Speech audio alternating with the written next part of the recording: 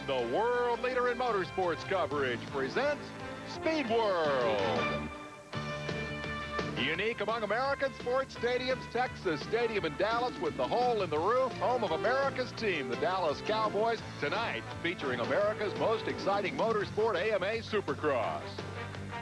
Hello, everyone, and welcome to the Lone Star State. I'm Dave Despain. This is Larry Myers, ESPN's exclusive Camel Supercross coverage down to the final 3 races. And, Larry, I got to ask you, who would have thought back when this season started that we would reach this point with 3 riders only 6 points apart for the championship? Boy, not me, Dave. We've talked on and off about who's going to be where, but this situation is unbelievable. You know what is so tricky is to take a look at the way these guys got here. Damon Bradshaw has been the dominant rider.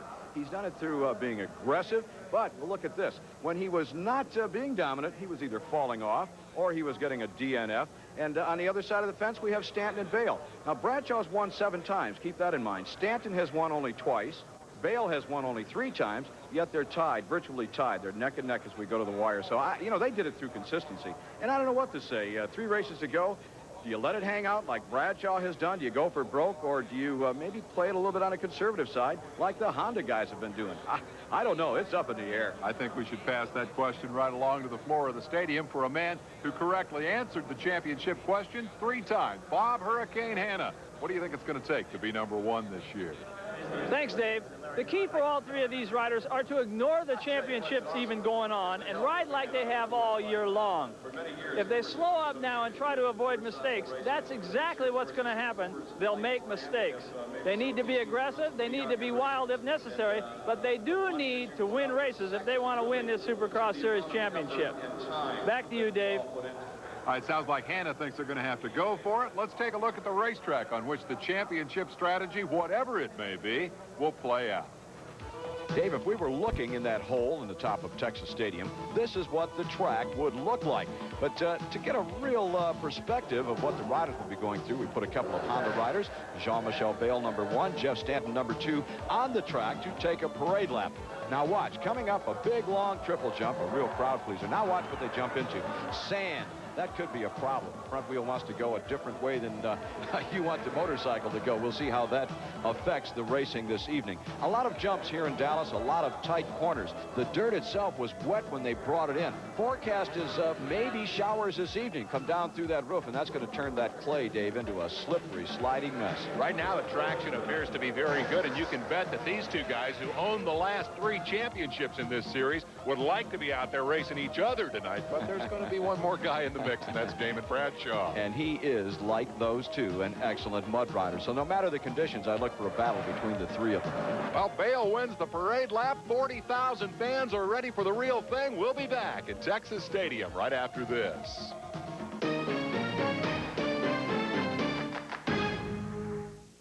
AMA Supercross is brought to you by Honda, the Supercross 250 and 500 champion. Powerful reasons to ride red in '92. Honda, come ride with us. Are you hot for Supercross?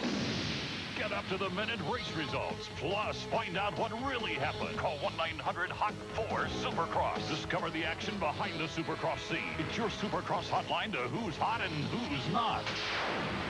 Get complete Supercross details each week in Cycle News, America's #1 weekly motorcycle newspaper. Call today for your subscription. 1 year, 50 weekly issues. Only $33. Call today and say, fill me.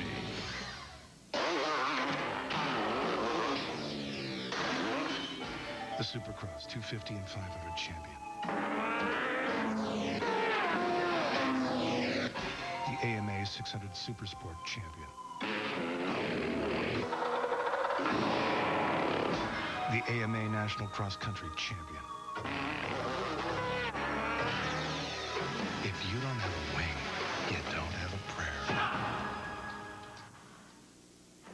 Brought just the essentials, huh? What? I think they'll have shampoo there. But I'll have Head and Shoulders. We're just going to be gone a week. Right, a week. Let's say it's the end of the week. We're rested, a little sunburned, and this stunning brunette sits down beside us.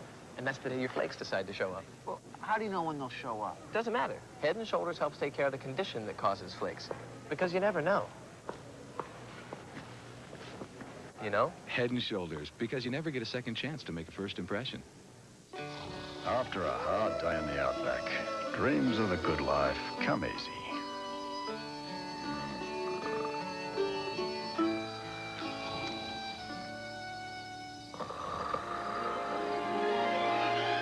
At Outback Steakhouse, we decided to bring these dreams to America. Well, most of them anyway. Outback Steakhouse. No rules, just right.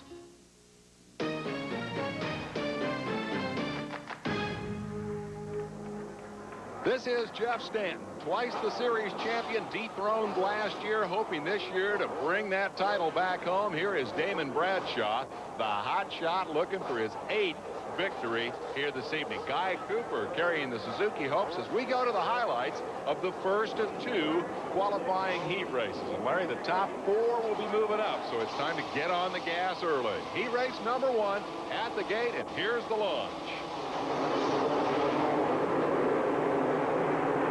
Bit of a shower already beginning to fall as Bradshaw gets a great start. Number 6, Jeff Ward, tucking in behind, but it'll be Bradshaw who leads him off the first turn with Stanton to race with. Well, let's not forget, this is a heat race. Like you said, the top 4 qualified. That is what is running through the minds of the top riders at this particular time. They do not want to go through a semifinal if it can at all be avoided. So they're going to play it kind of cool here. I think probably early in the season you would see Jeff Stanton going up to challenge Damon Bradshaw. But I think now with the points battle the way it is, Dave, he's going to be content. I think that's what's running through his mind, to finish in that number 2 position. So throughout this first heat race, Bradshaw kind of runs away with it. Stanton was sitting back there and watching and maybe testing some lines and watching where Bradshaw would be going.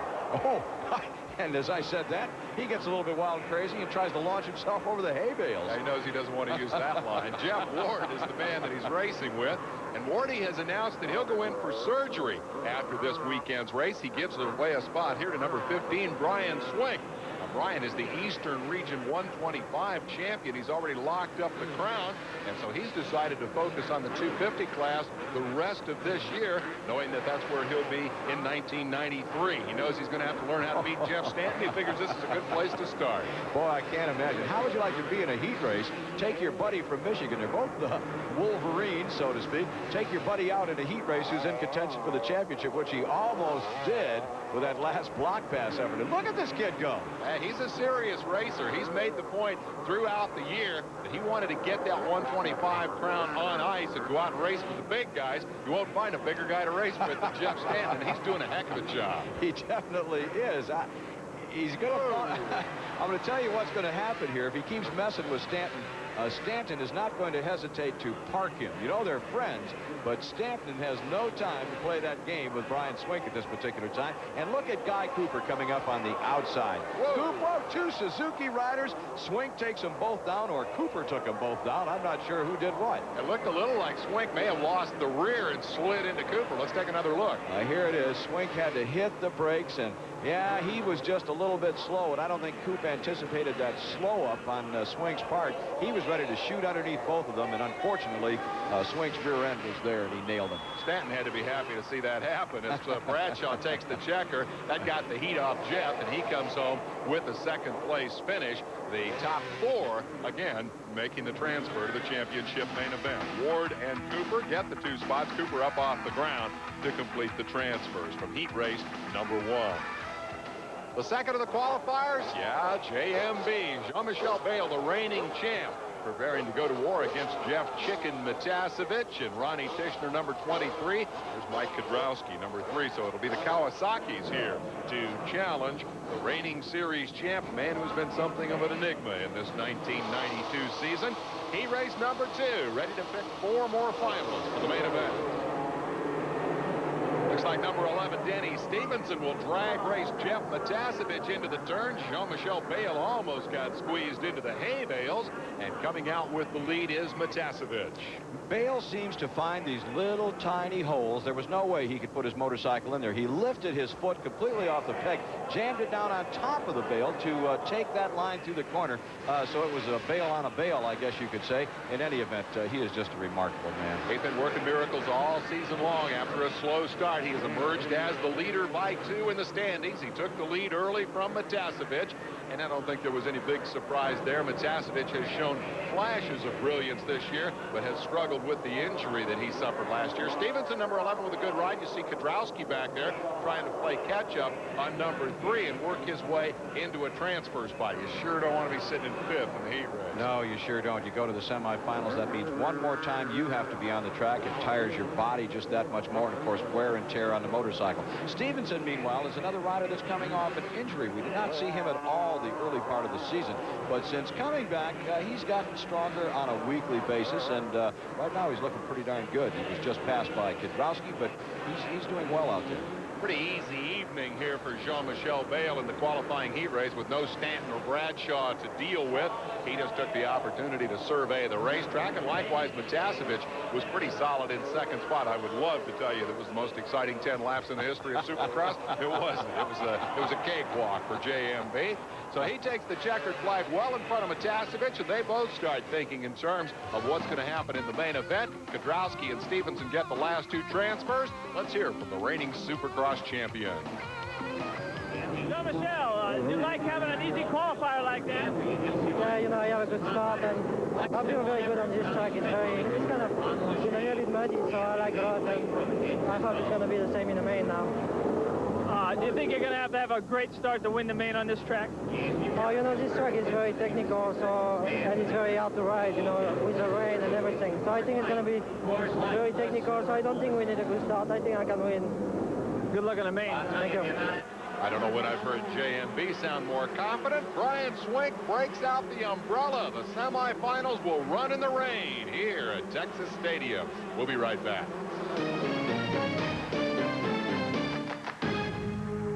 Hi, I'm Terry Shepard. These are my parents, Mike and Linda. We're from Santa Ana, Chrysler, Plymouth, Isuzu, and Hyundai. Now, if you have kids, you probably need a minivan. Well, great news. Chrysler has unbelievable rebates on their minivans, up to $2,600.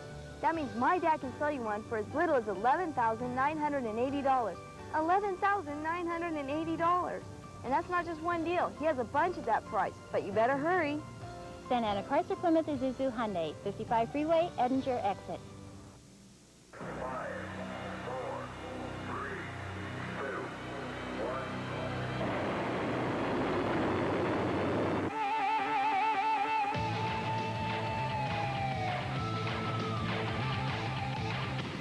Come fly with us and rock it all night long.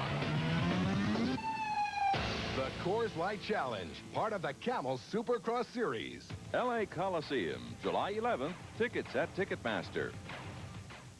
Watch the 24 Hours of Le Mans. You may win a Jaguar XJS convertible. Enter the Bud Light Follow the Leader sweepstakes. Call 1-900-786-2333. 95 cents a minute, 2-minute maximum, must be 21 or over. Entrants will be called at random. The first to name the winning Le Mans race team wins the Jaguar. Everyone called wins a sports bag from Bud Light, America's fastest growing premium light beer. Follow the leader at the 24 Hours of Le Mans this weekend on ESPN.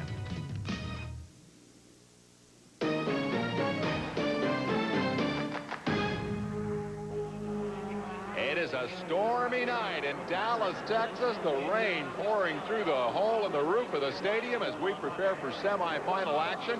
Brian Swink looking things over and knowing that that racetrack is going to be very, very slippery as he goes up against Doug Dubach, number 12 of Team Yamaha, in the first of the 2 semifinals, which will transfer 5 riders to the main event. Earlier had an opportunity to talk with our counterpart on the ground, Bob Hanna. He won here in '78. I'll get back to that in a second, Dave, in the mud, and I'll tell you a little bit about it.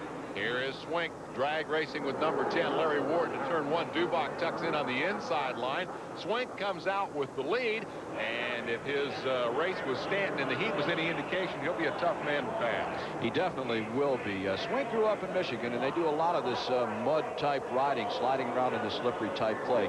Swink knows how to handle it. He's a very competent mud rider. Good battle for second. Number 12 is Dubach. 59 is Michael Craig. Number 10, Larry Ward. Whoa! Ward slips in there and becomes the meat in the sandwich. Takes over the 3rd spot from Craig. That was a good move. It certainly was a surprising move. And now he set his sights on Doug Dubach. Question is, will Dubach want to battle with him, or will the experience of Dubach say, hey, on this slippery track, you want it that bad, you can have it? As you mentioned, Larry, the racetrack was already pretty soggy when they hauled the dirt in to build the stadium. Another pass by Ward. Very aggressive, going to the front. Dubach says, and they go side by side up through the whoop-de-doos. Ward's got the good line, pulls off the spot. We mentioned that the dirt was already wet, Larry, when they brought it in. There's no place for this rain falling now to go. It'll make it very slippery, which leads us to your Bob Hanna story. Well, when Bob Hanna was here in 1978, Keith McCarty, his mechanic, weighed the motorcycle and Bob when the race was over. And get this, the combined weight was something like 800 pounds. This dirt is a clay base, and it sticks to everything that it touches. So every time Bob Hanna's wheel went around, it spit a little bit more up on him. And 800 pounds when they finished. Are you putting me on? That's about 300 pounds or 400 pounds of mud that he hauled around throughout that race. That's an amazing test of the motorcycles here as we see Dubach battling with Michael Craig, and that is now the race for third and fourth. They are both solidly in transfer positions, but it's the best race on the track. And again, I think the issue is how they deal with the slippery conditions. Swink obviously having no problem whatsoever as he leads it out front. Looks to me like he's been riding a 250 all season long, when indeed, as you mentioned, he has already captured the 125 championship. We saw Jeremy McGrath, who was leading the West Coast 125 series, do the same thing when the riders were back in the East. He jumped on the 250s, and he did remarkably well. We'll see McGrath later tonight in the 125 class, and it sets up an interesting situation regarding the end of the year. We'll get into a little later. Brian Swink basically has decided not to race the $10,000 125 shootout at the end of the season. Dubach indeed held off Craig in the race for third and fourth. Larry Ward got that second spot, the final transfer to Keith Johnson. And here's what Brian Swink had to say about it. Let's go to Bob Hanna. Brian Swink, you got off that 125. You're making this 250 riding look easy. Yeah, you know, I'm doing real well. I like the track. It's real tacky. Suits my riding style, and I would have did way better in the heat race, but I got knocked down. So, you know, I went on, got some more track time, and hopefully do well in the main. Looking forward to the main. The track suits you. Yeah, you know, I'm looking real forward to it, and I think if I get a good start, I can do well. Good luck in the main, Brian. Thanks a lot. And with that, we move on to the second and final semifinal. Number 23, Ronnie Tishner, pondering Jeff Glass on his left. And as this race got underway, Tishner jumped out front ahead of Larry Brooks. Number 30, Glass settled into the third spot for what would become a pretty good position battle. Brooks couldn't do anything with the leader, Tishner, and the real fight in this one was for third, fourth, fifth, and sixth. It's Glass, Kip Sandell, Gene Newmack, and Cliff Palmer having at it. Well, that's a passel of talent out there on the racetrack to throw into this muddy situation at one time. A relatively easy heat when you consider that the big names have already qualified and they're not out here to do battle with these guys. But you know what, Dave? That makes the racing all that much better. We've got some fellas here that are really pumped about getting into this main, so they're just mixing it up tooth and nail. And the guys doing most of the mixing right now are Newmack and Glass as they have at it. And that battle continued throughout much of this semifinal. Look at Newmack with the triple. He pulled up alongside Glass almost in midair. I don't think Glass had a prayer that Newmack was coming, and by the time he realized it was too late. Everything was too late for anyone other than Ron Tishner. Well, speaking of late, Tishner had a late night last night as he wins this semifinal over Larry Brooks. We'll find out more about that as we go to Bob Hanna. Check the rest of the transfers. Newmack, Palmer, and Glass are bound for the main event. Let's go trackside and hear from the Hurricane with the winner. Ronnie, you got third place last week in the National. You're riding good here tonight. How do you feel for the main? I feel really good. I'm a little tired, though. My sister got married last night, and I didn't fly in early this morning, so it has a little bit of effect on me, but I feel really good tonight out there. I'm flowing good, so hopefully in the main I'll get a good start and do good. Don't you know all good motocrossers are supposed to be in bed at 9? Yeah, I know. I figured my sister only gets married once, so I wanted to be there, but I had fun, and hopefully I'll have fun out here tonight. Good luck in the main. Thanks a lot. And with that, we'll set the final two spots in the main event. Highlights of the last chance qualifier, led here by Mike Chamberlain. And in hot pursuit, number 47, Dennis Hawthorne. The highlight or low light, depending on how you look at it, was this moment right here. Fred Andrews leading just a little bit over Kip Sandell, who gets a face full of mud, and Larry will tell us how it happened. Well, Fred Andrews, it's called lane denial. He just denied the lane from Kip Sandell. He took it away from him, and Sandell had nowhere to go. Ran into him. He fell victim to a face plant. And Andrews figured that worked so well, he's going to go up and try to do the same thing to number 47, Dennis Hawthorne. Get out out your Texas map and see if you can find Flower Mound, Texas. That's why all these Lone Star folks are on their feet for number 47. Andrews gives him a lick right there. And remember, only one of these guys is going to the main event. Well, that's what it's all about, making the main. If you make the main, even finishing last, you get a sizable paycheck. Pays your gas money and meal money at least. If you don't, Dave, you just truck on home with nothing in your pocket. And so it is Mike Chamberlain, Dennis Hawthorne, who gained the final 2 transfer spots. Fans loving every minute of it as we prepare for the 125 main event when we come back to Texas Stadium.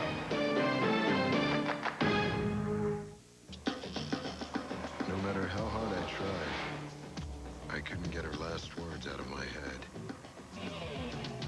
As I came over the ridge, I kicked it into 5th. And suddenly, I couldn't hear a word she said.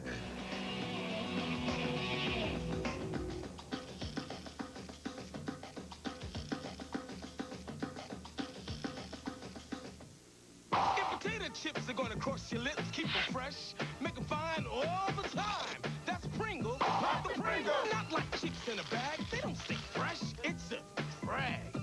Candles bagged with buster pieces, get your hands full of greases. We've got whole crunchy chips, clean and crispy, to your lips. Pringles, pop the Pringles. Go for fresh because Pringles got them. Fresh, pop right to the bottom. Once you pop, you can't stop.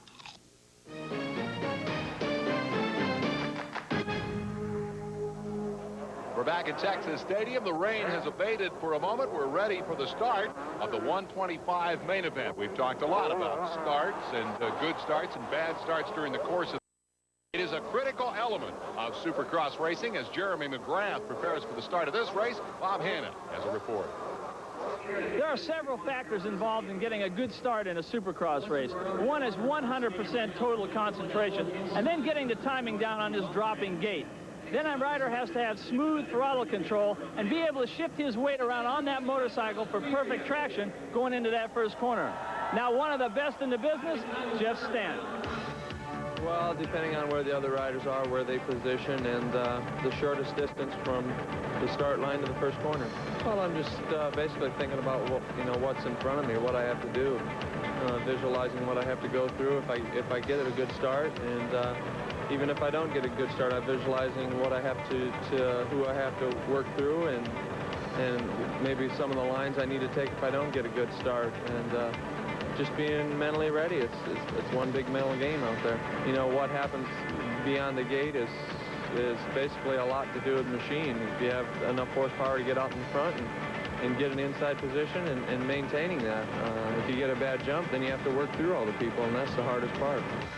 On occasion, the rider does everything all right, but still comes out all wrong. The clip you're about to watch is from a 1989 Supercross. Keep your eye on Jeff Glass. He's lined up next to the start box. Watch what happens when the gate malfunctions. Glass is over the bars. He gets up, and watch this. Ouch. His foot's okay, but they had to repair the box. All right. Thank you very much, Bob Hanna. Thanks, Jeff Glass, for the memory.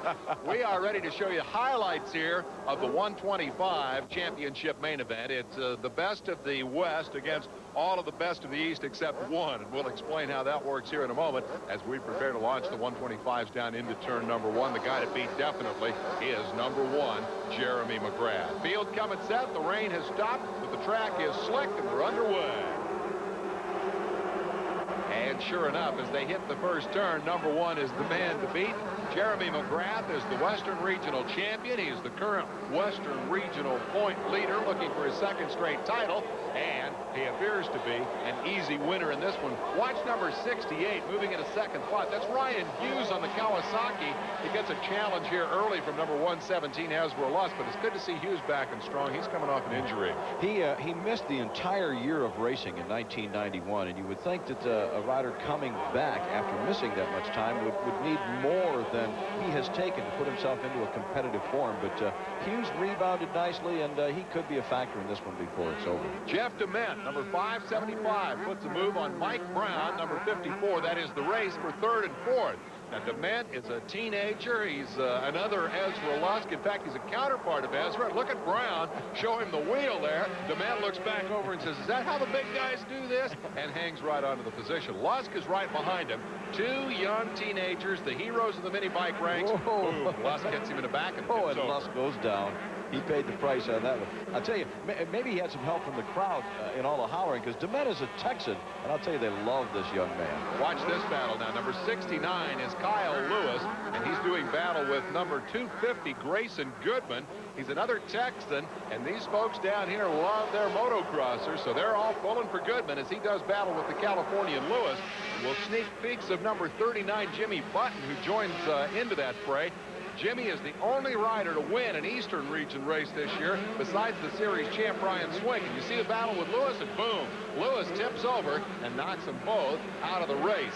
Kyle jumps back on. Notice how high those motorcycles are. When you're a short-legged motocrosser, it could be a long climb to get back on top. Button didn't get back on top. He pulls out of the race. It's all over with for him. And actually, the point standings in the East have already been decided, so regardless of whether he gets back into it or not, it's not going to be mean a thing to him in terms of position. I think the thing we're looking at right now, Dave, is whether or not the health of Jimmy Button is being threatened. And as it turns out, it's just a minor aggravating type injury that's going to keep him out of this one. He will be back for that season finale in L.A. We pick up the battle for third. It is downtown Mike Brown along with Jeff DeMent. And DeMent is the crowd favorite. He's a Texas kid. And as we said, he came up through the mini bike ranks battling with Ezra Lusk. Lusk is out of this one. And DeMent really becomes the star of the show. This is a great race. Watch Brown take him up into the hay bales. And Jeff said, wait a minute, I'm not standing for none of that. Watch what's coming up here. This is good. It is indeed. Now, Brown, number 54, has experience on his side. The youthful exuberance, though, all belongs to Jeff DeMent, and it's going to come out here in just a second. You're going to see a pass that is so spectacular, so unbelievable that you won't believe your eyes. Now watch. DeMent on the outside. And he's out of control, I'm telling you. He should have crashed his brains out there, Dave. How he held that in, I'll never know. I disagree. He knew exactly what he was doing every inch of the way. DeMent pulls off a great pass and picks up third spot, drops Brown to fourth, and Brown then began a slow fade, basically, knocked him off his rhythm. Buddy Antonez, number 22, comes up and challenges. He's got a little better line through the whoop-de-doos, and he takes away the fourth spot, drops Brown back to fifth, and that sort of began a move to the back. Yeah, well, I'll tell you what, I think Brown was shell-shocked. He looked up because there wasn't supposed to be anyone there, and all he saw was the bottom of that motorcycle. That's enough to put anyone back a ways. I will go ahead and follow that story to its logical conclusion. I agree. I think Brown was shell-shocked. But I'll tell you what happened. Phil Lawrence, number 65, watched DeMent do that, said Brown's ready for this, and he just jumps right over Brown's head and took the final spot in the top five. That is a fifth-place finish for Phil Lawrence. Meanwhile, up front, I'd love to tell you it was a great race. Indeed, it was just a showcase for this guy, Jeremy McGrath, en route to an easy victory. I think, Dave, the only 125 rider in the country that can touch McGrath right now would be Brian Swink, the guy that won the Eastern contest. And unfortunately, we're not going to see the two of them matched up. No, indeed. McGrath will take his fifth checkered flag in the Western region this year. Swink has already wrapped up the Eastern region championship.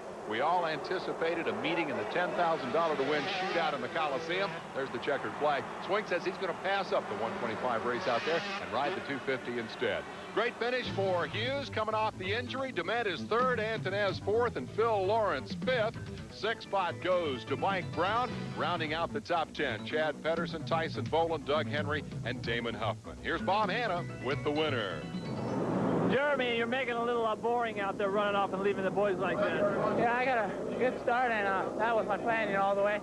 I'm here to race each race by race. You know, I know I'm in the points hunt there. But I got a good start, and, you know, I didn't want those guys to catch me. Are you looking forward to L.A. Coliseum where you can show who's the boss? Well, I know who the boss is. You know, I mean, I'm looking forward to racing it. I really wish Brian would race the race. But unfortunately, I've heard that he's not going to race it. But, you know, I'm looking forward to L.A. It's in front of my hometown, and, you know, my family and everyone there is going to be rooting me on, so it'll be a good race. Well, good luck next week. Thanks a lot, Bob.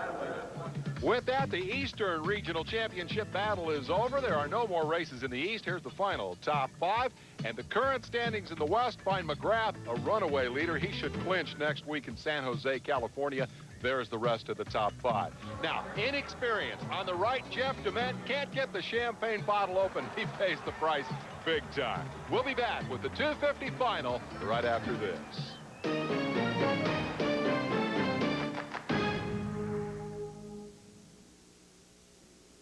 Where to find the mountain man. A mountain man can often be found on the trail of adventure, in search of remote watering holes, or weathering harsh climates. Most often, however, you'll find the mountain man wherever you find smooth bush beer or easy drinking bush light. So, head for the mountains and find yourself in the wide, open world of the mountain man.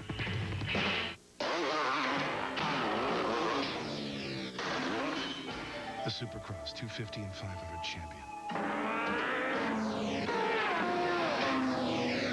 The AMA 600 Supersport champion. The AMA National Cross Country champion. If you don't have a wing, you don't have a prayer. Bobby Rahal leads the IndyCar pack in points, but the Budweiser G.I. Joe's 200 seems to be tailor-made for the Andretti family. Mario and Michael could become 3-time winners. Sunday afternoon live on ESPN.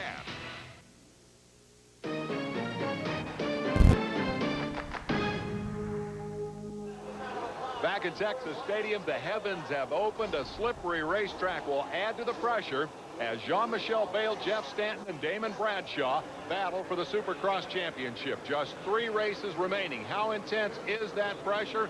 Let's go back and update what happened at the Las Vegas Supercross, the last series round. You'll remember, you saw it a week ago on ESPN. Number 1, Jean-Michel Bayle puts a block pass on Jeff Stanton, takes the lead, and goes on to win the race.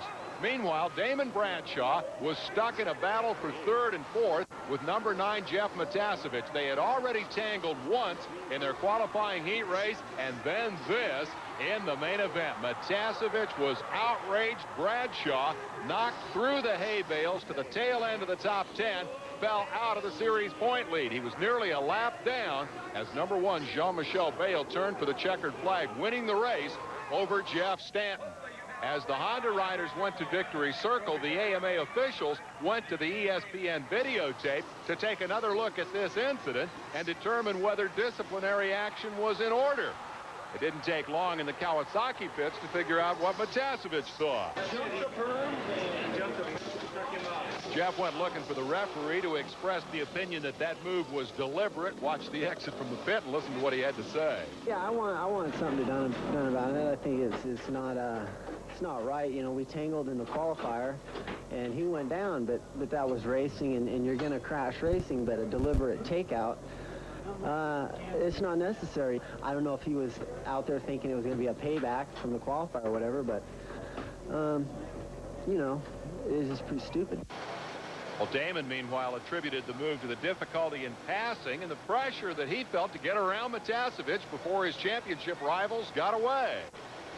Well, you know, when the tracks are the way they are, you have to try things like I did. If I wouldn't have felt like I could have won the race, I might not have tried to take that chance. I was a little bit faster through that section than Chicken was, so I tried to go on the inside. I knew there was going to be some banging going on, but, you know, the pass just didn't work for me. It's one of those things, and I had to take the chance. Like I said, if I didn't feel like I could have won, I would have stayed there and waited for his mistake, but I didn't have time. You know, I needed to get behind those guys and start figuring out those lines, and because I need to win races. Well, meanwhile, Damon's team manager was raising money for a protest against the Hondas. We believe the bikes to be illegal and not to meet the AMA rules, and the only way to really check it out is to file the protest and let the AMA do the measuring and see how it works out. While the winning bikes had already been impounded, the swing arms and the frames in question were measured. Rival team managers thought the whole thing was sour grapes. Well, I think it's we're in a situation where Honda wasn't very competitive in the beginning of the year, and now we end up you know, getting back in the points chase and getting the lead, and I think everybody's getting a little tense, and I just think it's an attempt from Yamaha trying to take a stab at Honda to see if there is anything in question. I don't really think there's any. Well, from our side, we don't have anything to hide. We race production motorcycles. We abide by the rules, and we're abiding by the AMA request to tear the bikes down and let them question the parts.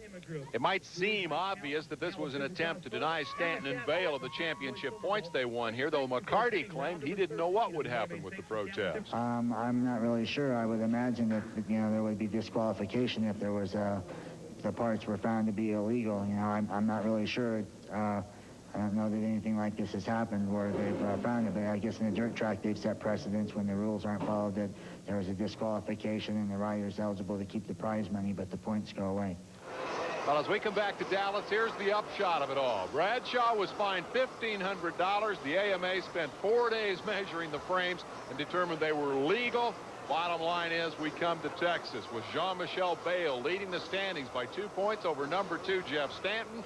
Bradshaw, by virtue of his crash, is third, 6 points out of the lead. Championship pressure, you bet. There's a bunch of it. Tons and tons and tons. I don't think you can measure it at this point. 3 races to go, 6 points. We have never had this late in the season this type of a championship run, Dave. And tonight we have rain falling on Texas Stadium as the field prepare for 25 laps of action on what will now be a very, very slippery Texas Stadium circuit. The sign is down, the gate is up, and we're just about ready to go. We're underway, charged to turn 1. Great start for Bradshaw. Look out, guys, it's slick out there. Oh, Guy Cooper is on the ground. Ronnie Tishner is on the ground. A pair of Suzuki's out early here. They'll scramble to get back into action. Meanwhile, up front, Bradshaw takes the lead. Jeff Ward, number 6, into second. Not a great start for number 1, Jean-Michel Bale, but again, he found that opening and got to third. Stanton's back at about 8th or 10th. Stanton is the one with trouble right now. He's going to have to work his way through some slower riders. He's going to have to do it on this slippery track that, if this rain continues, Dave, is going to get slicker and slicker, and worse than that, the mud is going to collect on the motorcycles. It's going to be a real problem. Bradshaw the leader, Ward is second, Bale is third. 2 of the top 3 in the standings are in the top 3 on the racetrack. Stanton, the big loser, moved by Bale inside. Can he get around Jeff Ward? Ward hangs on. This could be Jeff Ward's last Supercross race. He surrenders to the fastest man in the game, Jean-Michel Bale. Well, the reason it's his last race, or possibly his last race, is a shoulder injury, and that could be the problem out there right now. Difficult to hold on to the motorcycle. Number 6, Ward, twice a champion in this series, will go in for surgery, perhaps as early as this next week. He wants to be fit for the 500 national season. That'll be his last championship effort before motocross retirement. He says he thinks he can go out and win it. His young teammate, Jeff Matasevich, pursued by another Kawasaki, and that is Mike Kudrowski. And they've got themselves a good battle going here for 4th and 5th. Here comes Kudrowski up alongside for a moment. Matasevich holds on to the spot. Matasevich, with that leg that was injured at the early part of the season, has really, Dave, now shown signs of full recuperation. He has not only been tough in the early going, but he's been holding on, and he's showing signs of aggression, much more aggressive than he was earlier in the ball game. He just refuses to let Kudrowski around him. Just a glimpse there of number 15, Brian Swink. He rides 6th in the race, getting that 250 experience that he said repeatedly is so valuable. And you heard Jeremy McGrath alluding to the fact that he'd like to meet Swink in the series finale. The 125 shootout isn't going to happen because Swink's going to stay in the 250 class. And number 15 is definitely learning his 250 lessons as he goes after those 2 Kawasaki's running 4th and 5th.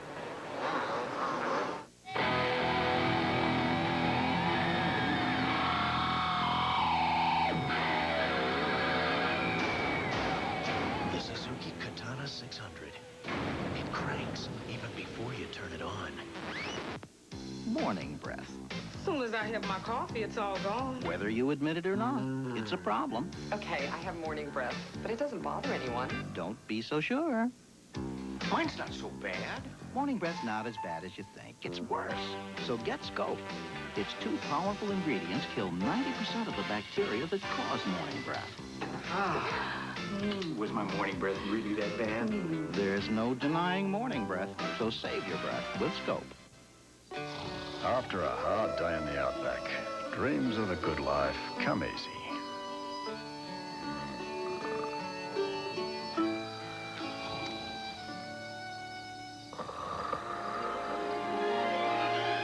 At Outback Steakhouse, we decided to bring these dreams to America.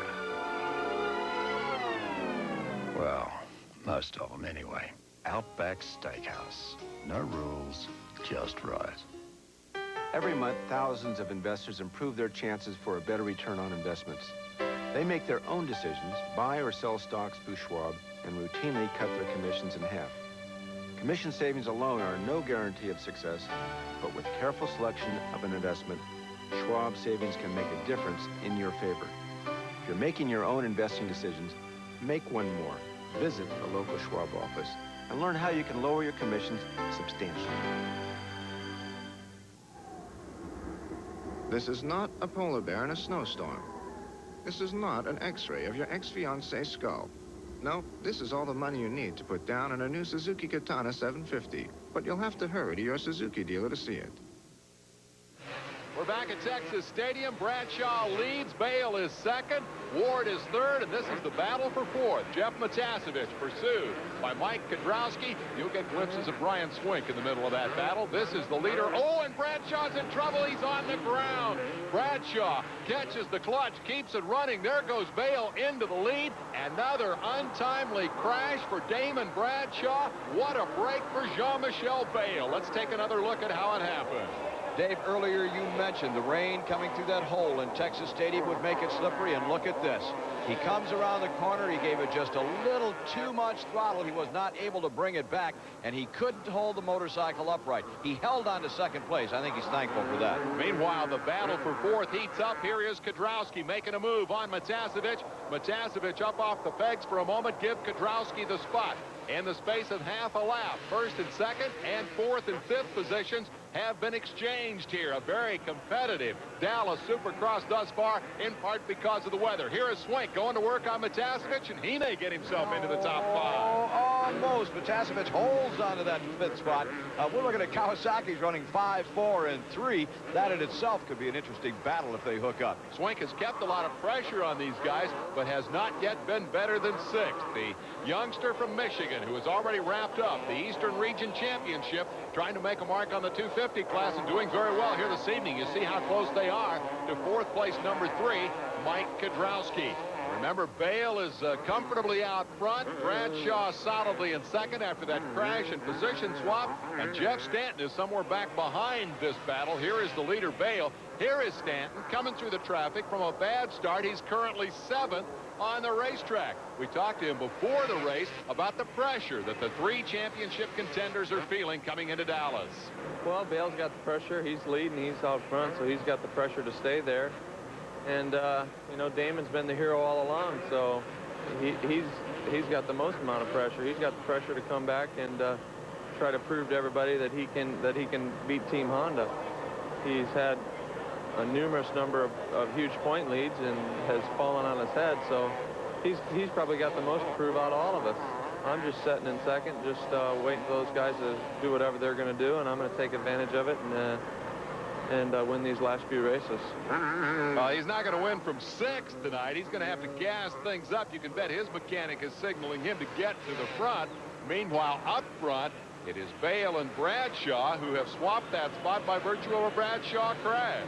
Dave, remember what we talked about at the outset of the program, the consistency that brought Stanton and Bale to where they are, the aggressiveness that has kept Bradshaw alive throughout the series. And now we're looking at riders that have to maybe depart from what they like. Stanton trying to come up, and here's a shot of Stanton. Stanton has to be overly aggressive now because he needs the points.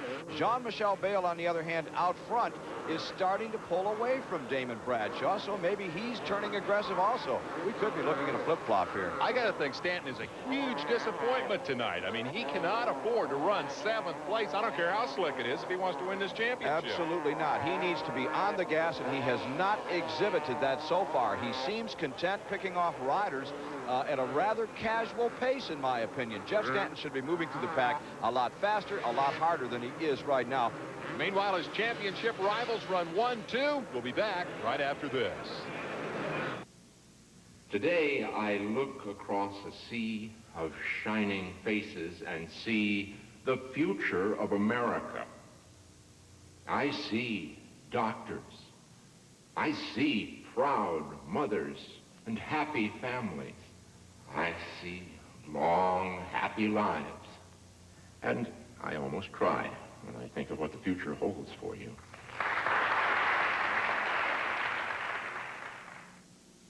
For something to fill your nights with a little fast action? Well, look no more. Quarter horse racing returns to Los Alamitos with an exciting new summer season. Opening night this Thursday. The next night is the Friday night frenzy with betting on live quarter horse racing and also thoroughbred racing from Hollywood Park. Saturday afternoon, bet the Kentucky Derby and all the races from Hollywood Park. And stick around on Saturday night and you could win a new Jeep Wrangler. It all happens this week at Los Alamitos when quarter horse racing returns for some hot summer nights. And cooking up a Tuesday night special of Surf and Turf. A sizzling serving of hot summer nights is a tasty appetizer.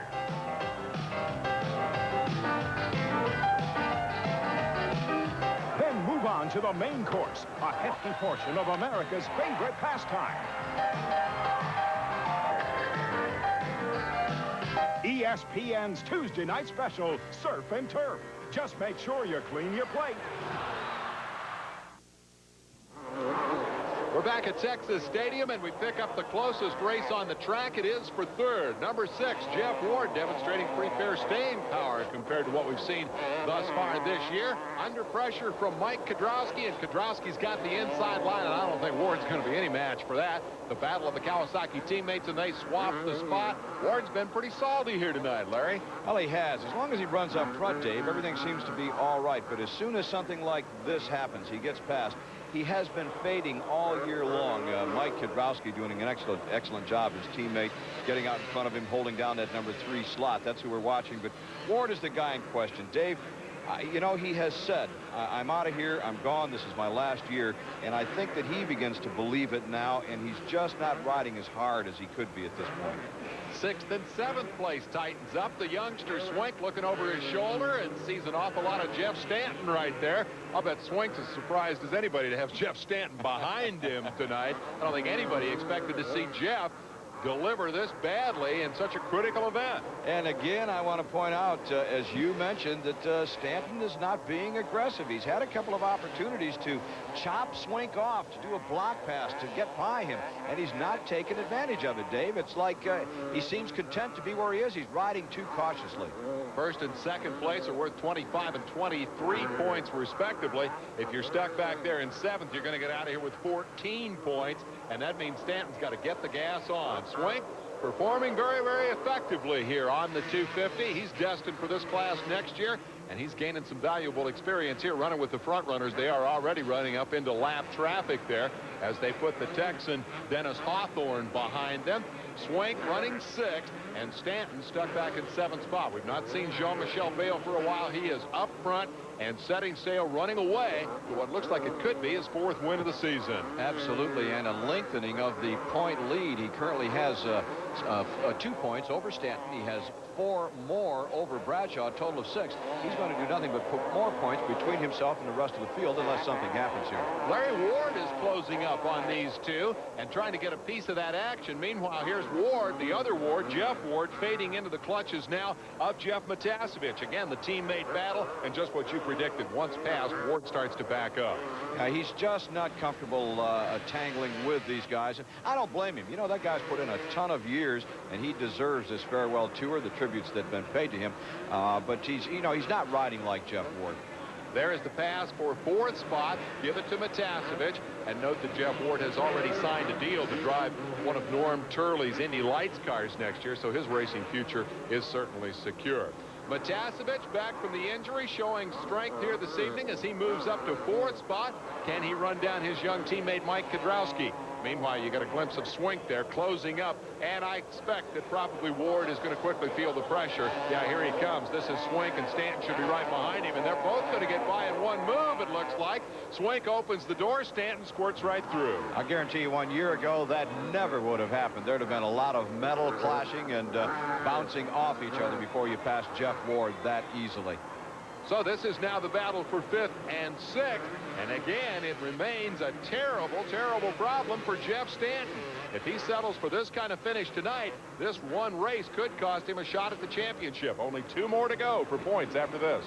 You know, he needs to make something happen, and all he's doing is following. And there is no way that you can let those guys run away this way without making an attempt if you want to be the champion. I don't know what's running through Stanton's mind, but he should be up there letting it hang out, knocking on the door. There are only 2 races left, and he cannot afford to finish this far back. Whoa, and look at that swing. Hit the top of that jump with the cases. Case did, as they say in Supercross, and that opens the door for Stanton. He goes inside the top 5. We'll be right back.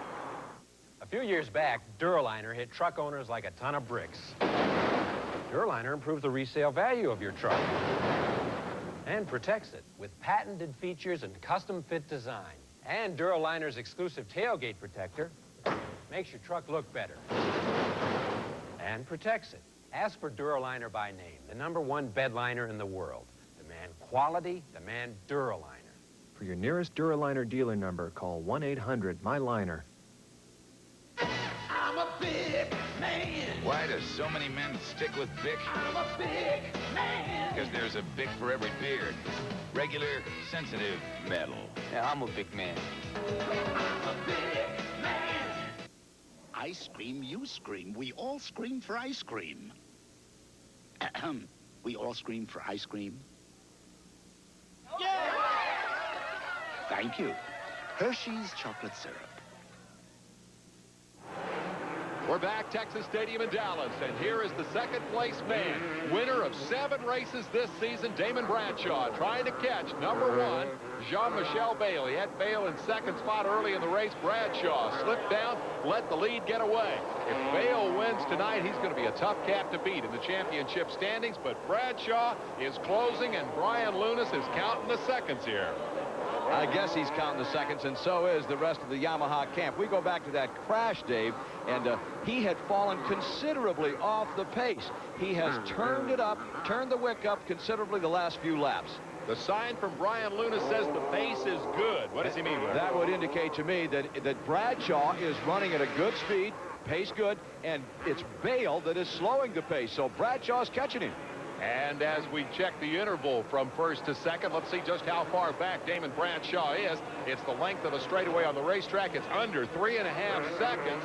And Bayle is suddenly under some pressure. He's had a cakewalk here since Damon fell off in the early laps. You see him looking back over his shoulder to see what the interval is. Bayle hit a ton on the top of that jump. I can't believe he kept the motorcycle upright. That hurt to watch. Bradshaw will be right there. A huge mistake for Jean-Michel Bayle. Dave, he was completely off the motorcycle. His left leg was on the right side of the bike. Damon Bradshaw is right on Jean-Michel Bayle's rear wheel, and I'm not sure Bayle's going to have anything for him here. Bradshaw can taste blood. Bayle is a hurting puppy. There's the swap of the lead. Damon Bradshaw picks himself up off the ground to regain the lead at Texas Stadium on a huge bobble by Jean-Michel Bayle. Let's go back and take another look at what happened to Bayle. Jean-Michel Bayle has to be riding hurt right now, Dave. The wind is completely gone from him. Can he recover? Watch this. Watch when he comes down. Look at this. He knows he's going to hit, and wham, he slides forward. Oh, look at that, off the motorcycle. I cannot believe the composure of that man in that situation to be able to hold on to the bike and still hold on to that #2 spot. Oh, does he hurt. It was a spectacular save. He's looked back over his shoulder a couple of times. He wants to know where third place is. He knows he can't run with Bradshaw. Damon is healthy. Jean-Michel is hurt. Well, and there's a little bobble by Bradshaw. These guys are really riding out on the razor edge of traction here tonight on this slippery Dallas track. You see the interval stretching. Bayle at this point is just hoping to preserve second place. What we're also preserving, Dave, is the points chase right down to the wire. The guys that are involved in this tremendously tight battle are running up front, with the exception of Stanton. He's the odd man out right now. Well, if Bayle can preserve a second-place finish here, he can actually hold on to the championship point lead with just 2 races remaining. And given the hit that he took a lap ago, I have to believe that he would be very, very content with that right now. Bayle, really spectacular here in saving that Honda from what for any lesser rider would certainly have been a magnificent crash. Instead, he has managed to hang on to the second spot. You can see the rain. It has been a light rain throughout most of this main event. It has caused the track to be a little bit slippery. We haven't seen that buildup of mud on the bikes that we talked about, but Bale's having trouble seeing, and there you see him throw the goggles away. I don't understand that move. Although they're not getting a great amount of mud or debris thrown back in their face, it only takes just a little bit. So unless he had trouble with his tear-off system on the goggles, I do not understand why he would throw them away, unless he's in a lot of pain, Dave, and he thinks that getting rid of the goggles will ease that pain. Well, as hard as he hit, I'm surprised he didn't shake those goggles right off. We'll be back with the finish right after this.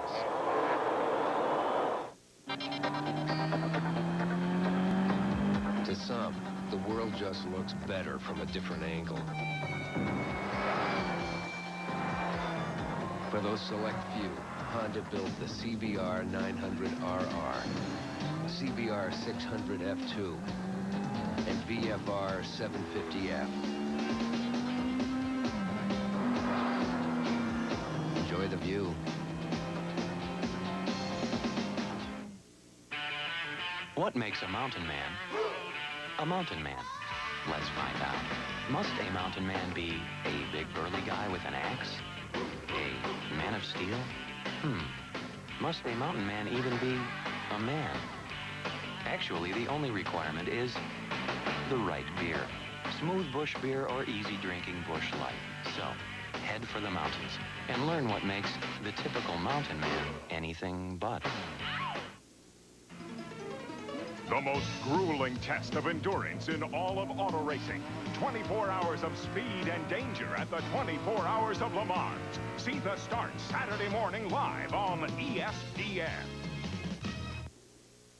This ESPN program is brought to you by Smooth Bush Beer and easy drinking Bush Light.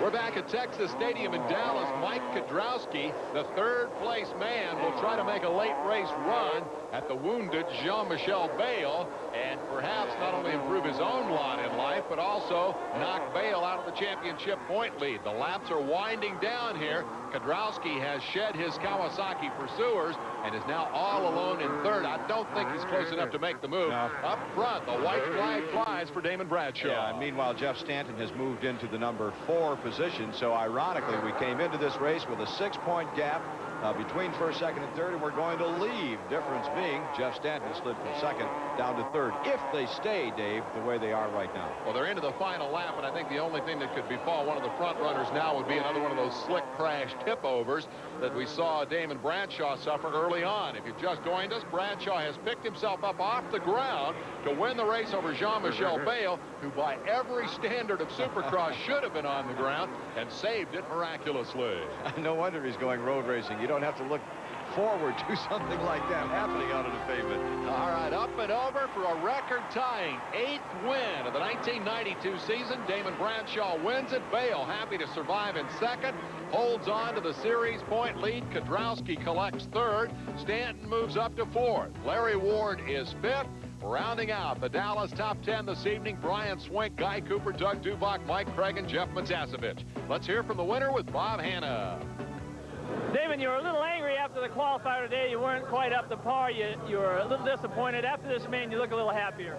Yeah, I definitely feel a lot happier. You know, the qualifier means a little bit. I was able to win the fastest qualifier, but, you know, I knew I didn't ride as well as Damon Bradshaw could, and in the main event, I put together those things that I needed to win. Felt really strong. We made a couple adjustments for the mud, and it worked out for the best of us. Were you worried out there when you made a mistake and went back to second?